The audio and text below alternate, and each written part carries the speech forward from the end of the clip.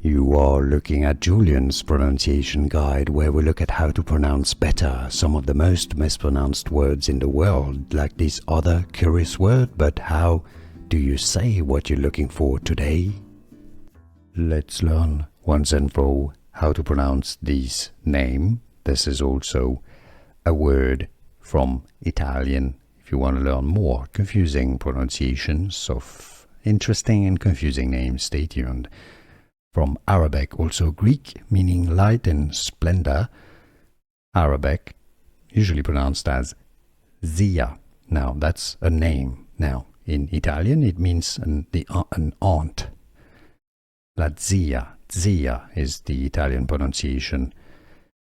In English, it's also usually pronounced as Zia. Zia. Now, some may pronounce it as Zia. How do you pronounce it yourself? It's usually more commonly Zia, depending on the language. Could be different. Let us know where you're from and how you pronounce it, your pronunciation, in the comments below.